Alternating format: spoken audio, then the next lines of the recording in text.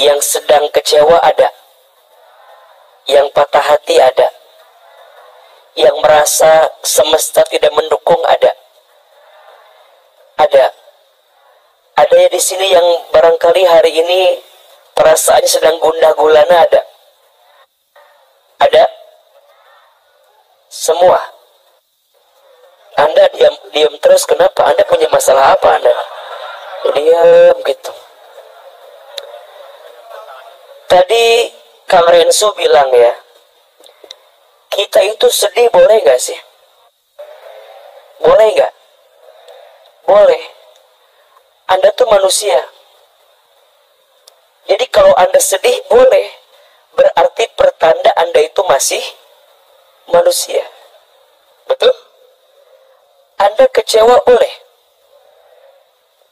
berarti Anda itu manusia. Jangan sok merasa, enggak kok AA, kuat. Kalau sedih ya sedih, nggak apa-apa. Kalau kecewa ya kecewa, nggak apa-apa. Kalau gelisah ya gelisah, nggak apa-apa. Sedih itu boleh, kecewa itu boleh, gelisah itu boleh. Yang tidak boleh berlebihan dalam kesedihan. Yang tidak boleh berlebihan dalam kekecewaan. Yang tidak boleh berlebihan dalam kegelisahan. Betul apa betul? Manusia memang tempatnya gelisah.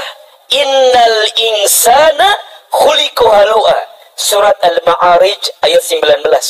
Sesungguhnya manusia itu diciptakan oleh Allah punya sifat keluh kesah, mudah gelisah. Nah, pertanyaannya, kenapa ada orang yang gelisah? Kenapa ada orang yang sedih? Kenapa ada orang yang kecewa? Biasanya kecewa, gelisah, sedih itu karena tidak temunya antara harapan dan kenyataan. Betul? Berharapnya A, jadinya B.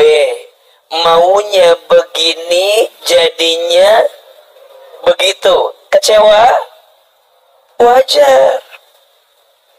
Tidak bertemunya harapan dan kenyataan. Sekarang saya tanya, kalau tidak bertemunya antara harapan dan kenyataan, kira-kira, mohon izin, kira-kira yang sering jadi masalah kenyataannya atau harapannya? Ulangi ya. Yang bikin kita kecewa karena tidak bertemu antara harapan dan kenyataan. Biasanya yang jadi masalah sebenarnya kenyataannya atau harapannya. Teman-teman sayang, kenyataan itu adalah ketentuan yang Allah hadirkan, betul? Boleh jadi kenyataannya tak berpihak dengan kita karena kita terlalu membangun harapan sehingga kecewa dengan apa kenyataan yang datang kepada kita. Maka sering ini Ahilman sampaikan, kalau ada yang bilang, aku tuh disakiti sama orang itu, shh, tidak ada yang menyakitimu, kamu hanya tersakiti oleh harapanmu sendiri. Betul? Jadi yang bikin sakit itu siapa? Bukan keadaan, tapi kita. Kita berharap sama orang, kan gitu ya. Aku harap dia akan jadi rumah, ternyata hanya singgah. Kenapa Anda tertawa? Apakah Anda merasa selama ini jadi rumah singgah bagi seseorang? Aku harap dia akan jadi teman hidup, ternyata hanya numpang hidup. Aku harap dia akan jadi tulang punggung, ternyata tulang lunak.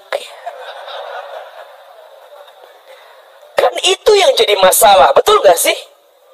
Harapan kita yang dibangun kepada seseorang sehingga kenyataannya tidak berpihak dengan kita, ujungnya kita sedih, ujungnya kita kecewa. Wajar nggak Wajar, karena kamu itu manusia.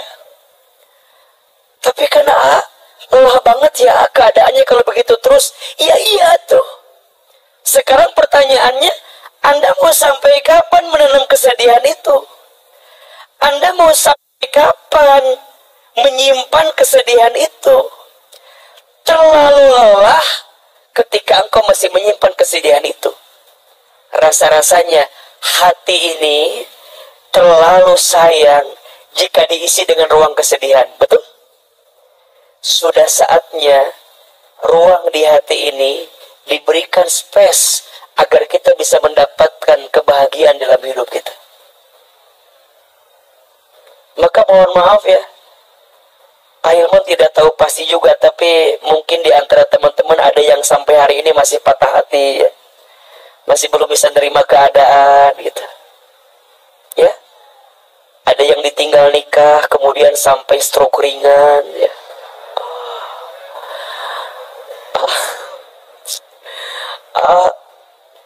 Aku teh ya selepas putus sama dia jadi gak bisa makan apa-apa. Kenapa emangnya? Iya, karena hampir semua menu pernah aku makan bersama dengan dirinya.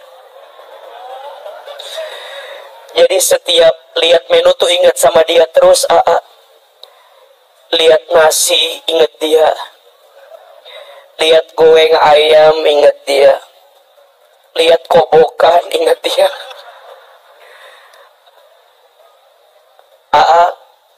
Aku teh ya, selepas putus sama dia jadi nggak tahu jalan pulang. Kenapa?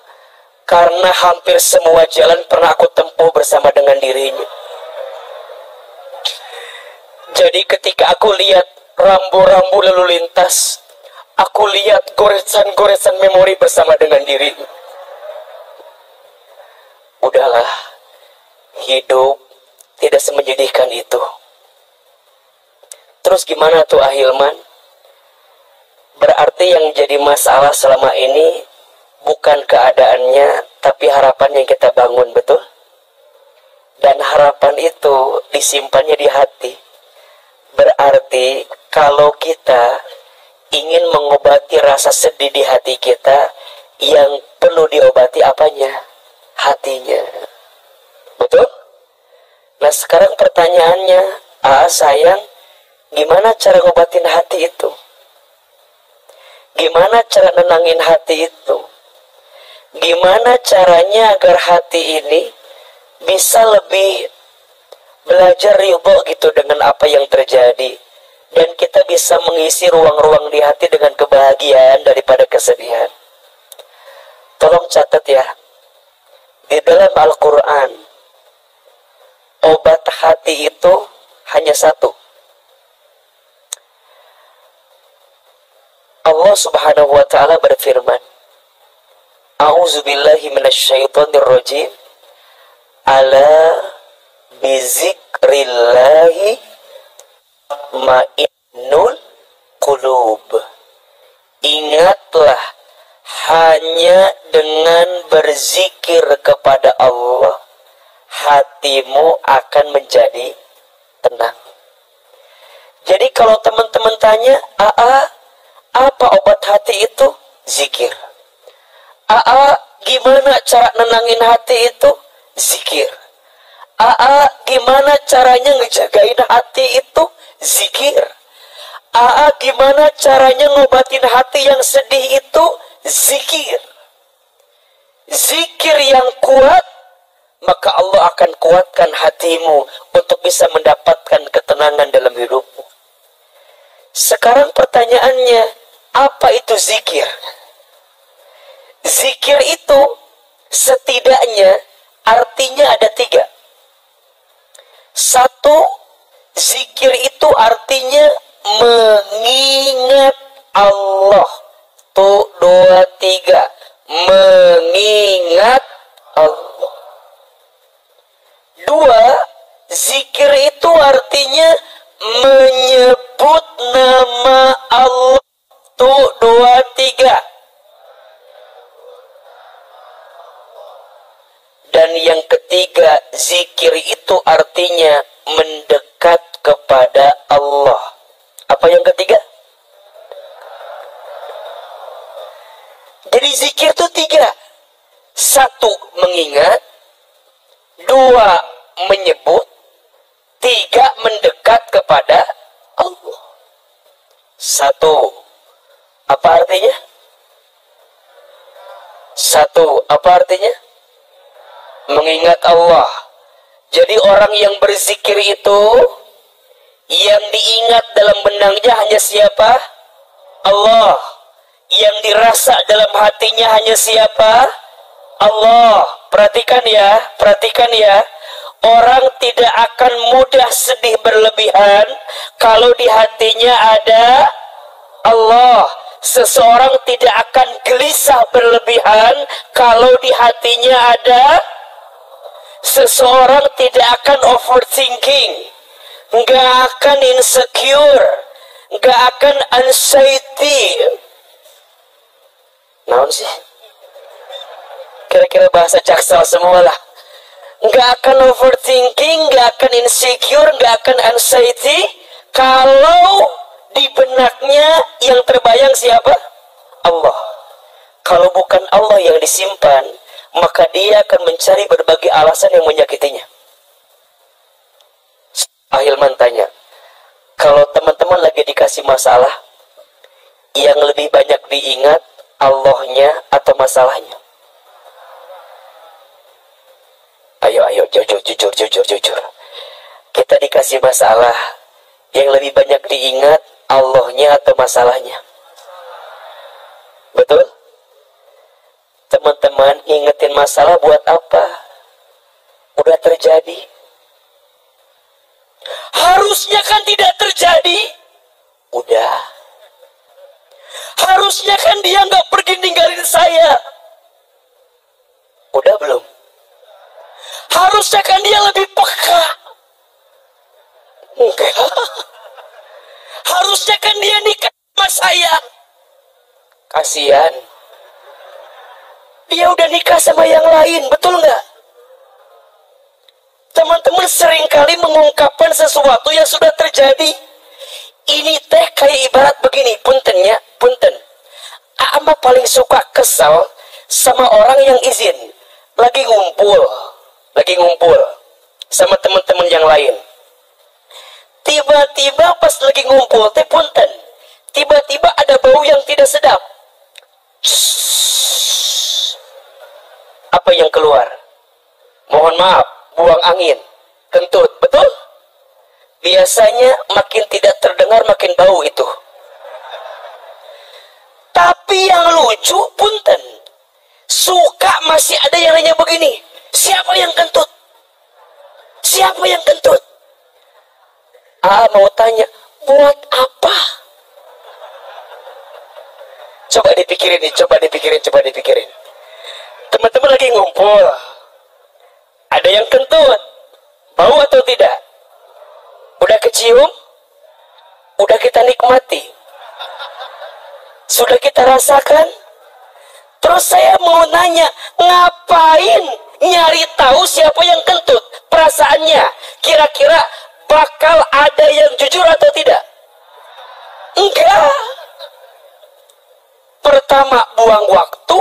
Yang kedua, mohon maaf, jadi biang dosa kalau kita nunjuk orang. Mana itu? Terus kalau udah ketahuan, memangnya penting buat kita? Emang baunya bisa keluar lagi? Kan nggak bisa kan? Terus buat apa mencari siapa yang kentut? Kira-kira begitu filosofinya. Hari ini mah dibikin simple aja. Kalau ada yang kentut, baunya kecium, udah syukuri aja, nikmati aja. Coba, itu kentut diizinkan sama siapa? Terjadi kehendak siapa? Teman-teman, hidung masih bisa mencium kentut, bagus atau tidak? Berarti kentutnya bagus. Hidungnya masih bagus kan? Karena ada kentut yang gak bau, ada. Malah hati-hati, kentut gak mau itu berpenyakit kadang-kadang tuh. Jadi kalau kentutnya bau,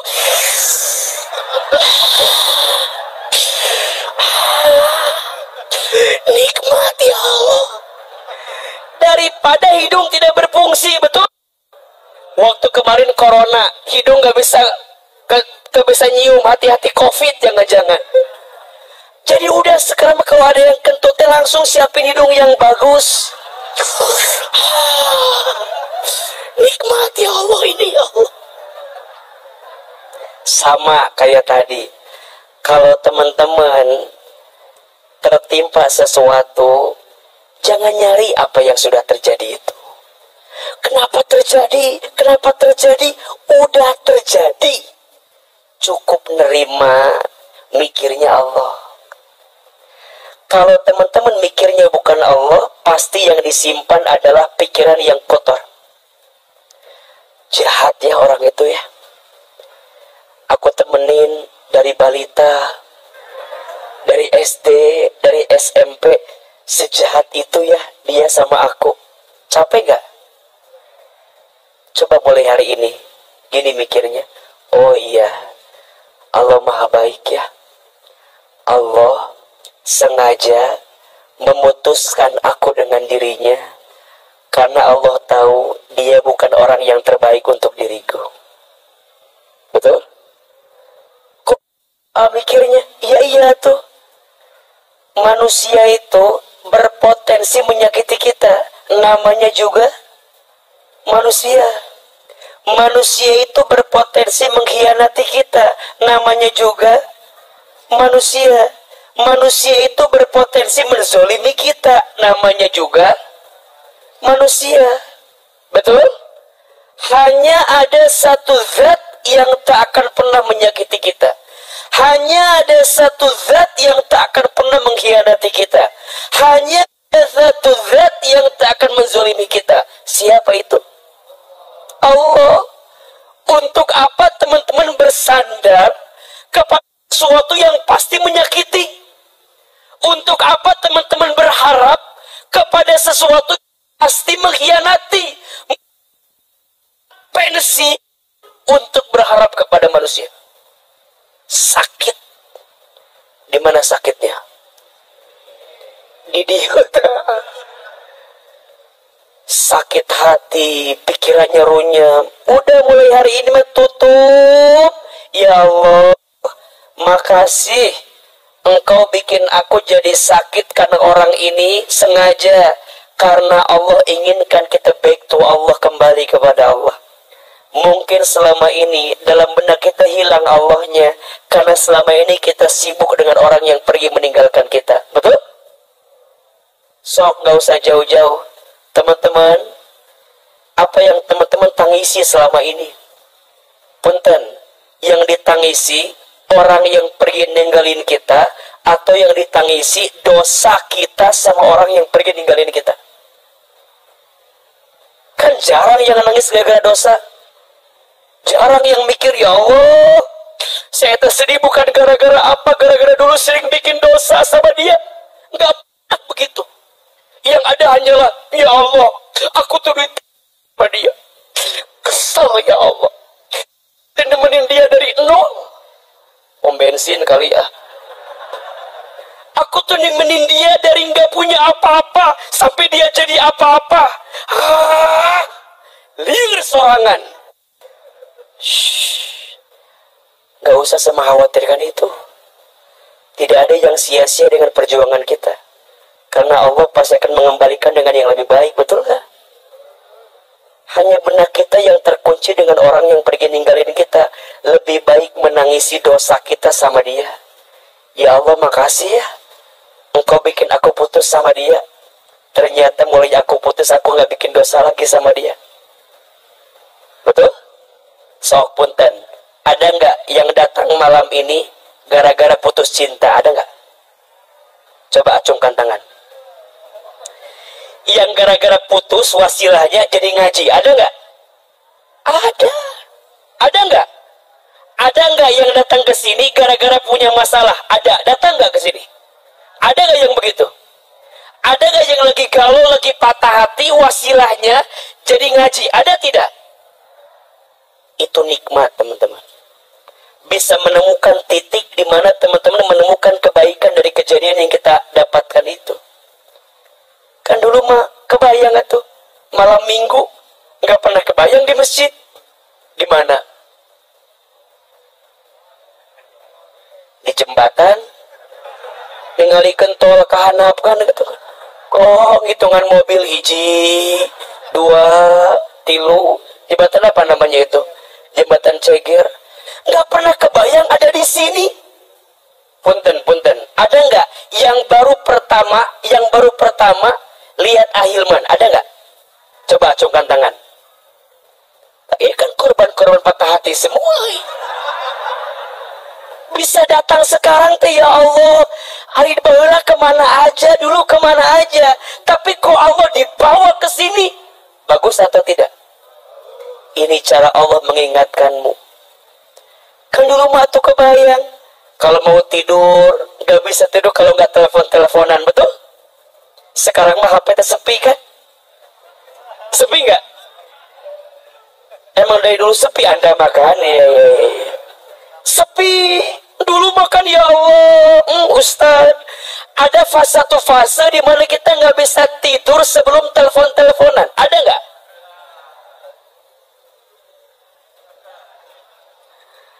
Assalamualaikum. Ada satu masa di mana teman-teman udah ngantuk tapi nggak menutup telepon. Ada nggak? Kamu udah ngantuk belum? Udah sih, tapi aku masih kangen suara kamu. Ada fase-fase di situ, ada nggak? Yang paling lucu kita video call aja, video call, nyiuman HP sorangan. Nugelo eta sugan. Coba teman-teman eta mikir teh eta teh dosa. Nyiuman naon? Udah sekarang telepon lagi, telepon lama. Kamu udah ngantuk belum? Udah sih, tapi aku masih mau dengar suara kamu. Tapi kan besok kamu kerja. Besok kamu kerja kan? Kita tidur aja ya. Enggak, jangan ditutup, enggak. Sok hayang nyiwit gitu teteh kadang-kadang. Ada satu fase di mana kita mau tutup telepon tapi nggak mau nutup. Ujungnya masing-masing saling menghitung. Ya udah ya, kita tutup bareng-bareng ya. 1, 2, 3. Kok nggak ditutup?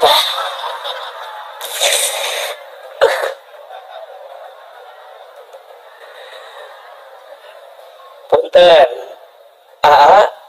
Nanya dulu bisa begitu kita teh. Jijik nggak sih itu? Lihat Agi kelenya. Itu Anda melakukan sendiri. Anda kadang nyari tempat yang kosong, bener nggak? Laki-laki di pareman lampuna, perumahan, tutup kunci, sot, pas nelpon ada sinyal. Eta berjuang keluar, datang ke kebun, karungitan, bento di dia. Kenapa Ahilman tahu? Juga bukan ngalamin ya, tapi memperhatikan ini.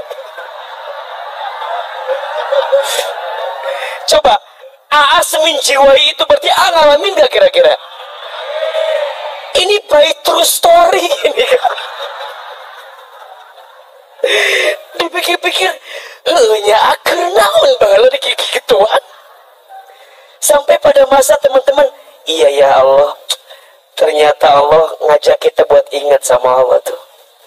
Dan kalau teman-teman udah mulai ingat, mulai dewasa, kan mulai tahu prioritas kan. Maka zikir itu mengingat Allah. Di hati kita nggak ada yang lain. Hanya siapa? Hanya Allah. Maka mulai hari ini, orang yang di hatinya hanya ada Allah, apapun yang terjadi, selalu dia lihat kebaikannya. Apapun yang terjadi, selalu dia lihat hikmahnya. Maka sering Ahilman sampaikan, bersyukur itu bukan karena semuanya baik-baik saja. Tapi bersyukur itu karena kita percaya selalu ada sisi baik di balik sesuatu yang kita anggap tidak baik.